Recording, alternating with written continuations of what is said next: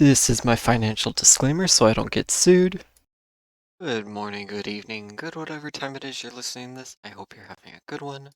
I'm going to be going over the data sets, the earnings, the SPY technical analysis, and potentially any other stuff that I want to ramble about for October 22nd, 2025. And with that said, let's go ahead and jump straight into the data. Now, again, there wasn't a whole lot of data today.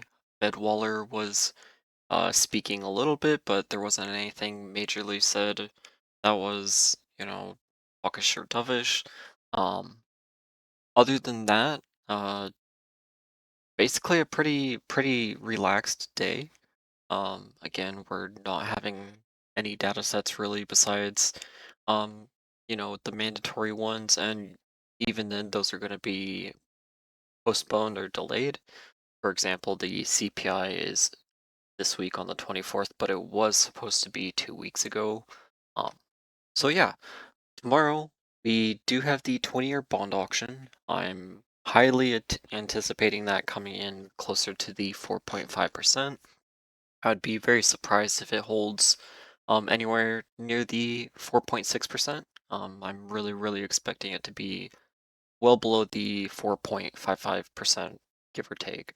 Um, I know that the 30-year treasury auction did come in a little elevated, but with, Powell speaking and just everything else that's been said by the Fed and the few data sets that we have had, I really do believe that the bond market is ready to kind of push that down a little bit further right now.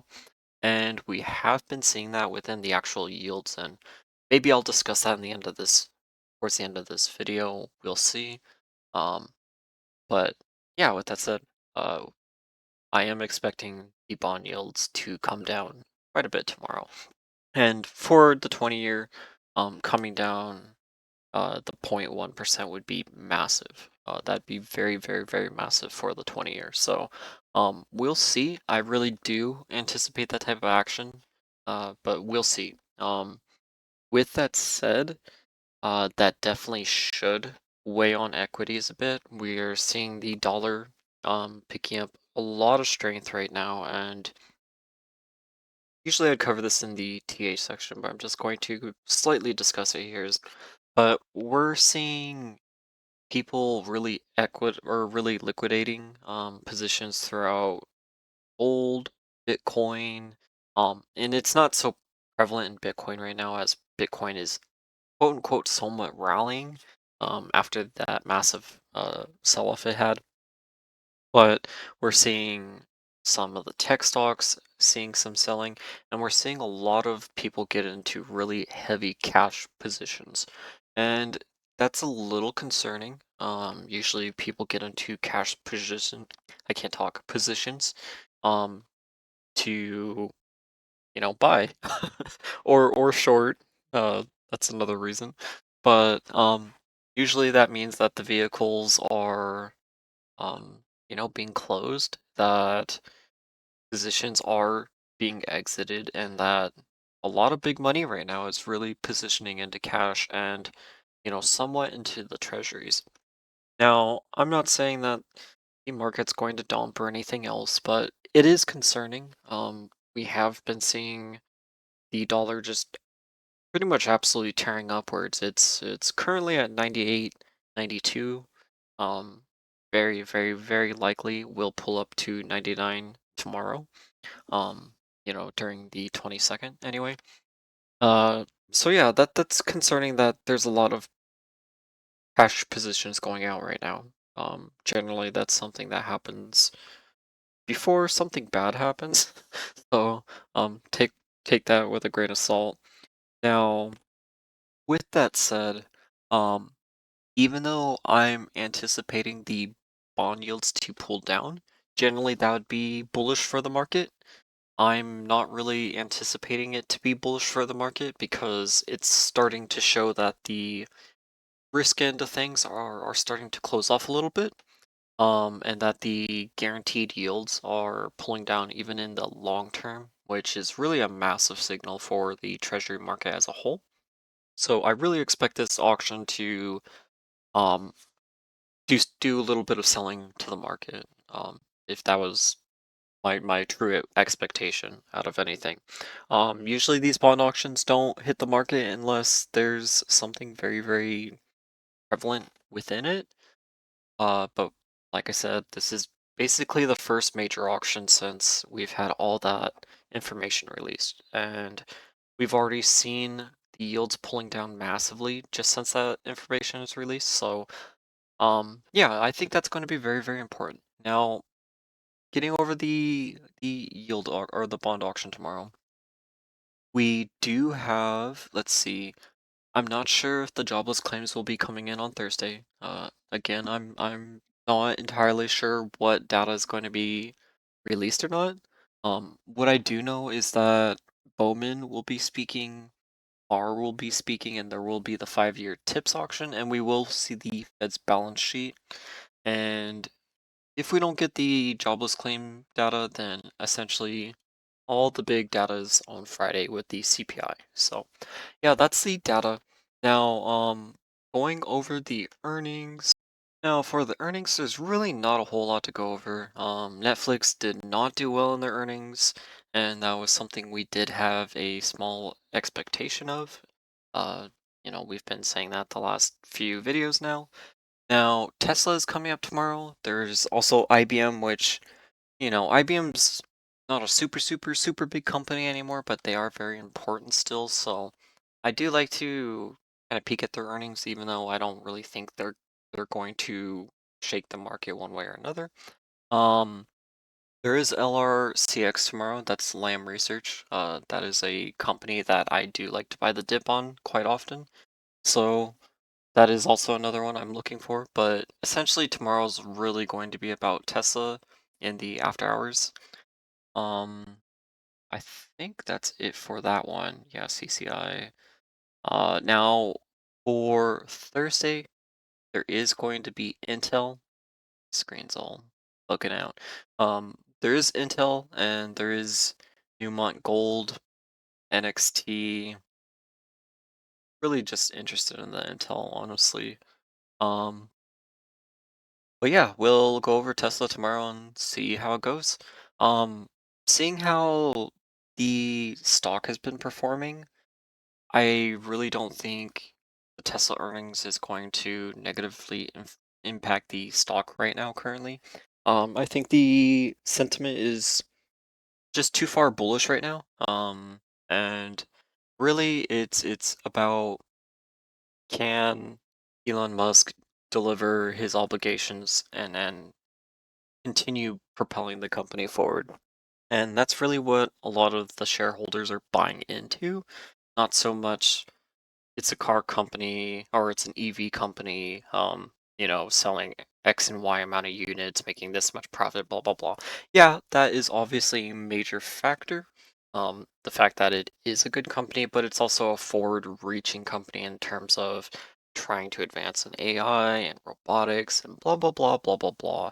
Um, I'm not gonna go down that spiel too much, but you do understand what I'm saying is that it's more of a, I don't want to call it a cult stock because that's highly inappropriate for it, but it does resemble a lot of the traits. Is that I remember back when Tesla pulled down, I want to say it was 100 to 136 a share, and many people were expecting it going to go all the way down to 90, and you know, there are a lot of people who really believe in the company and, the board and obviously Elon Musk. And if there was ever an opportunity for the company to really fail, it would have been back during the major breakup with President Trump and Elon Musk with all that drama and everything. I think the fact that that's over with and um now there isn't so much contention in that relationship, that there isn't a whole lot of obstacles in his way other than, as he's stated, labor. So we'll see. Not that I'm trying to glaze over Tesla or anything. I it's not something I suggest even buying in until it drops heavily, heavily, heavily again. Um, but yeah, it should do well with the earnings, even if the earnings are terrible. That's basically what I'm saying, is that I really don't expect it to be shorted down tomorrow. Um, that's just my opinion. So we'll see. But yeah, that's the earnings. If you're enjoying this, please check out my Patreon. For just $1 a month, you can join our community chat and access our tools like the Unusual Whale Spot and our own personal Gex and Dex market positioning. My $12.99 premium tier gives access to my personal trades, 2 live classes a week, which are on Wednesdays and Sundays, and direct support from myself. The links to join are below, but you can also join through patreon.com/wooksy. Thank you for supporting me to help you build skills for a lifetime. And getting into the technical analysis, as always, let's ensure our daily time frame is on and that we have our averages and Bollinger Bands selected. Alright, so I'm going to quickly go over the moving averages. So we did see the market have a pretty, let's just call it a consolidation day. Because it really didn't go upward or downward, it just held the level. And that is very important still, because what that does is that does pull on our moving averages. So as you can see, I said, or I have written up there, that the 5 mile should open around the 668.50, give or take. Currently the 5 mile is at 666.56, so that's saying essentially it's going to pull up a whole $2 on the open, and that's because the market price closed at 671.29. So we should have that anticipation. It should be around that 668, 50 range, give or take, a few cents here or there. Now, with that said, that means that the 5 mile is bullish again. The 10 mile, as of tomorrow, will be pulling up above the 20 mile very, very, very slightly. So if we do see buying from here, we will close this cup to the all-time high again. And currently that cup top is at the 673.95, but our upper Bollinger is currently at 676.28. So with that said, to actually secure the upper Bollinger move, we really want to see basically a close above the 677 or above tomorrow. Um, Anything less than that puts us between that range of being below the upper Bollinger, but above the 5 mile. And that's a very, very dangerous range. That's the range where we get a lot of these really, really deep upper Bollinger rejections, kind of like in this range right here. We started hovering between the 5 mile and the upper Bollinger, and when we could not reach the upper Bollinger, we just pulled down massively. So, not that I'm expecting some massive pull down, but either the market really needs to claim that level and start really pushing for it, or we're going to start retesting these moving averages again. And with these moving averages very, very, very heavily consolidated here, um, that test could be very quick. So it could be a very quick move downward if we're going to move down. Now, turning off the moving averages and Bollinger Bands and going into, let's go into the hourly. Hold on. Fix this.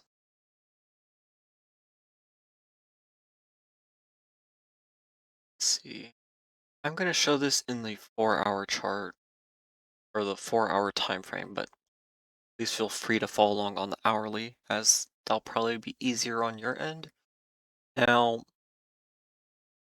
let's talk about what's going on. We talked about how currently we're in this massive buying channel, and this is the daily chart for a moment.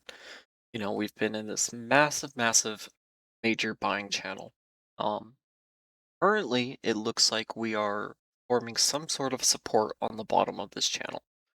We hit the bottom twice, which that created a double bottom, and so far we have pulled upward towards the upper side of this consolidation channel.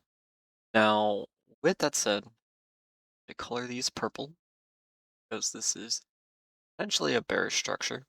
Is that we are currently at the upside of this consolidation channel. If we do not break through this very, very soon, then we have some downside coming. Okay.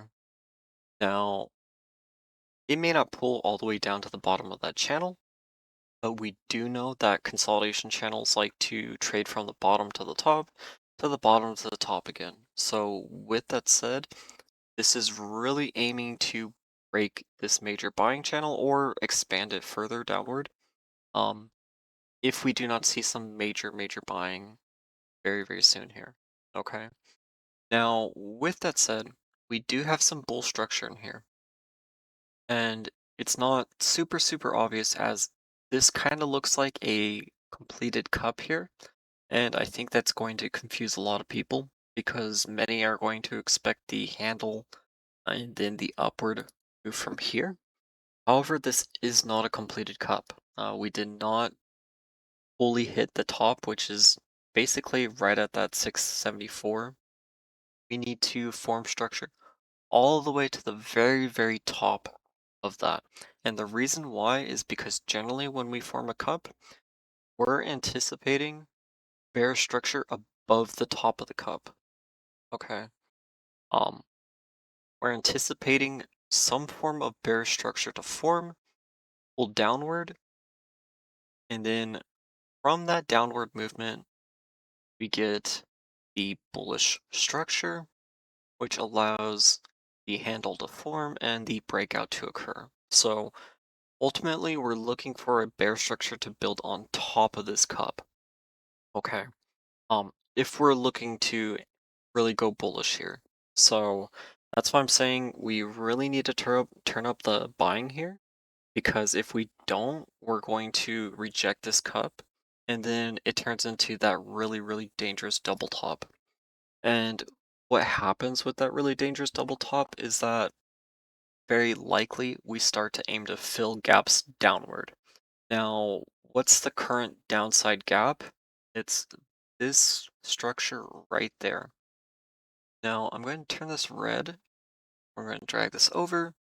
And basically, that means that we should be anticipating some sort of selling to the downside of this caliber extremely soon here if we do not have the buying to the upside fill that gap, essentially. So, that's kind of highlighting the bullish thesis and the bearish thesis, but just remember the 5 mont is below us, the upper Bollinger is above us, so we are kind of in that no man's land, as I call it always.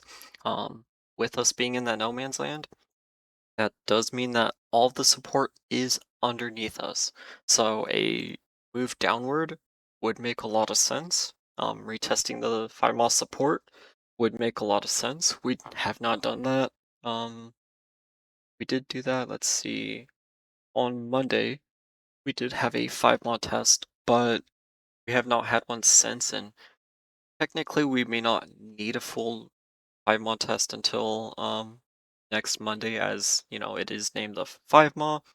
That means it's generally tested every 5 trading sessions on average. So yeah, that's the expectation from here on Spy. Now I'm going to turn off the drawings and we're going to go over some other stuff. Now, what I want to go over very quickly is the VIX. Now, I talked about this in the last 2 videos, I believe, if I remember correctly, is that the VIX is technically in a bearish stance for the volatility, but bullish for the market. It is below that $20 range. It means that we're in greed territory right now. That means that we can continue pulling down and seeing this major pull down within the VIX all the way towards that $14 range, potentially even the $12 range if we have, a massive rally from this point. Say Tesla does super good and massively pumps the market from here. Um, we could see the VIX fall a full $4 to $5 from here. So just be wary of that. However, looking at structure, we do have some completed cups in here. So this could be aiming to build a handle for the next move upward. But do remember we did have a pretty large volatility event. It may not have been the type of selling that everybody wanted, but it still was a volatility event. And that means that we technically really don't need to see any form of major selling for probably another month now. And the major reason for that is the 20 mile. The 20 mile is generally tested every 20 days and or every 20 trading sessions. And because we had that massive sell down towards the lower Bollinger, even though we did not get the lower Bollinger on the SPY, we did have the massive selling down towards it, and we were able to fully test that 20-mile range very, very thoroughly. So if the market wants to work on building support and heading upward towards that, 700, 720 range, there's, really nothing stopping it from here. Now, what else do I want to look at? I do want to look at TLT because many are concerned that we're starting to push too high. Now, I know the RSI is high. RSI is generally not something I focus on very much. I know that some traders do. Uh, but basically, what the RSI is kind of telling me is the momentum of which way the buying or selling is going, and if it's starting to somewhat overextend. But how do we also know of overextensions? Well, our daily Bollingers. And currently, are we overextended? We had a close technically below the range of the upper Bollinger. Now, it's very hard to say if this is going to be an upper Bollinger move or not, as the upper Bollinger is at 92.08. The market closed at 92. So only 8 cents apart, but I've really seen upper Bollinger rejections happen with just a few cents from that close. So that's why I really say it needs to secure the level or above on the close. So this is not an upper Bollinger day one move. Okay. With that said, the 5 mile is all the way up to 91.35. We have been testing it almost this entire time while pushing upward. So is an upper Bollinger move in the works? I think absolutely. I think from that upper Bollinger move, we will aim to close this cup, which I have drawn that line on.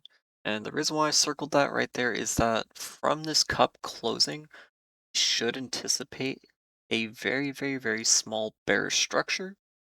And the reason why is because from that bearish structure, as always with a cup and handle, we anticipate bullish structure at the bottom. So form the cup,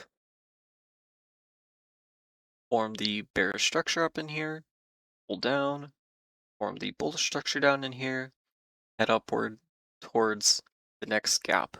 And the next gap from this range is basically that 95.20. Um, but really, again, I am looking towards that 97.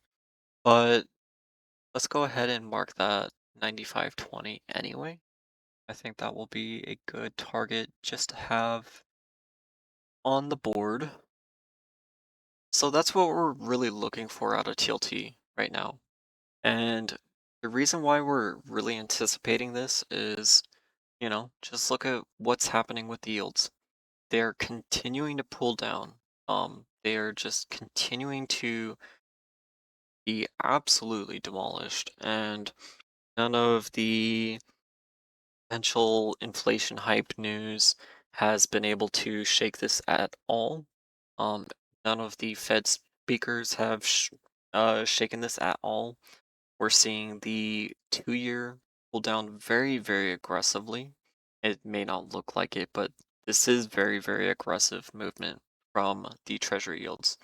Now, with the 1 year yield, this is going to pull upward very, very slightly as they're trying to keep the spread between all the yields not having a massive spread. They're trying to close the spreads, and that's what a bull steepening is. So the lower yields are going to be moving down a little bit slower than the longer term yields. And you can kind of see this within the actual candles, is that the as we go from the 30-year to the 10-year to the 2-year to the 1-year, it gets steeper and steeper. Um, and if we looked at the 6 month and the 3 month, it would be pulling up higher and higher. That's part of the process. That's something we fully anticipate. But this whole bull steepening is to bring down the long term. Okay. You see exactly what it's doing to this 30-year yield. It is pulling down to new lows, each and every day right now. And that's exactly what this bull steepening is. That's the whole goal of it. Um, Very likely tomorrow with that treasury auction, we will see the 10-year pull down all to new lows again within this whole cycle. Um, I have very, very high expectations of that. Now with HIG, and this is again HYG, we did have a selling day today. It doesn't really look like that within the candle, but just taking a look at the hourly chart today, it was a lot of selling. Um, Yeah, but with that said, with a lot of selling, we do have some bullish structure forming here. We do have to be wary of that. But again, I am short on the HIG. I am fully anticipating this pulling downward with equities and really having a major pull down. I know it did pull down to the 79.80. My target's a lot lower than that. I'm really expecting a lot closer to, that 76 range, 77 range.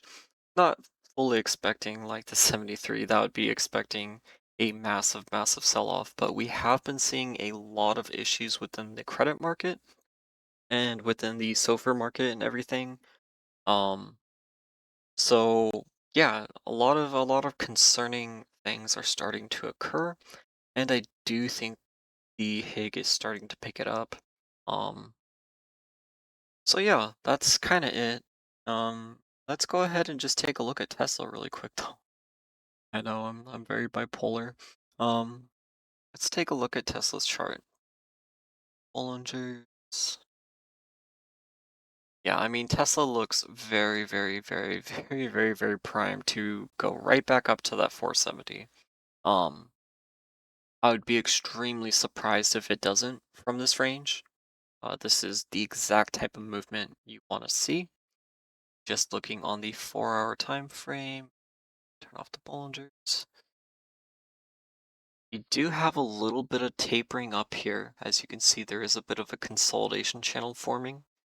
However, you are starting to form some upward cups, and that's always a bullish thing. Upward cups are always a good thing.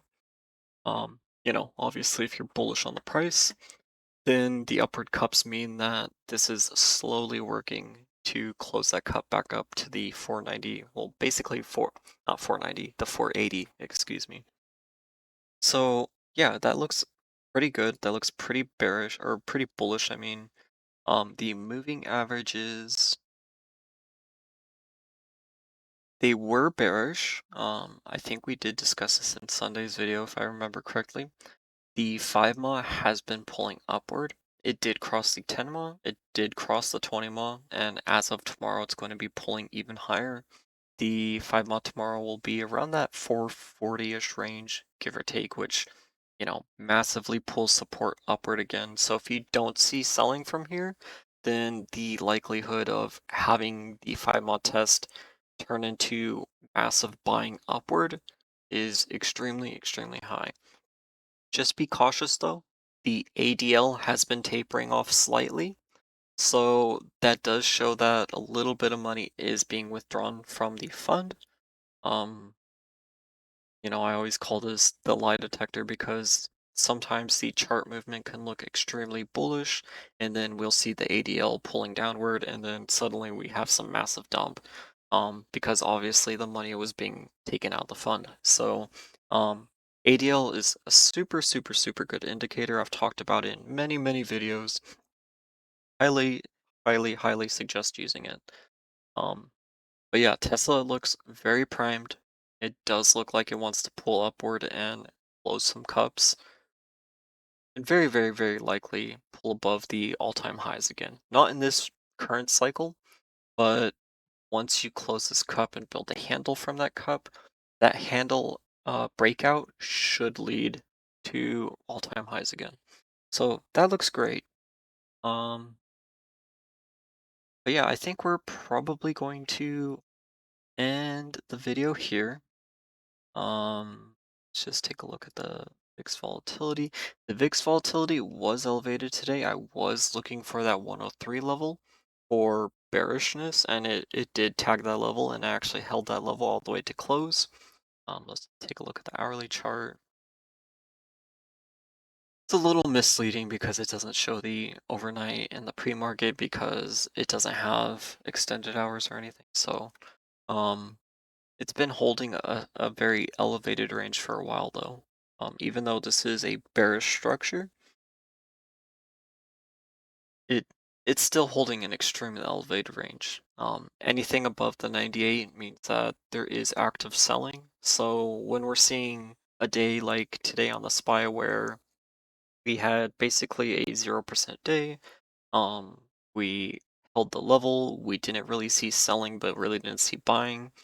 When we see the fixed volatility holding basically its ground, that's telling us that there is selling being primed. Um, Whether we see continuation of that or not, the VIX volatility will tell us. Okay, I'm gonna stop rambling. Let's have a great trading day tomorrow. Uh, Trade safe. Take care, everybody. Thank you for watching my videos as always. Thank you for supporting me in any way you do. It greatly helps me with the goals and everything that I'm trying to do, which is eventually start a trading school, like an actual legitimate trading school, not one of these stupid guru online ones, where we actually have textbooks and go inside of a classroom and actually have a school. I'd really like to do that eventually. So every view, every like, every share gets me a little bit closer to that goal and allows me to help potentially more and more people who do value my skills. So, with that said, I hope everyone has a great day tomorrow. Trade safe. Have a great night. Take care. Thank you for watching, and I will talk to you in the next video.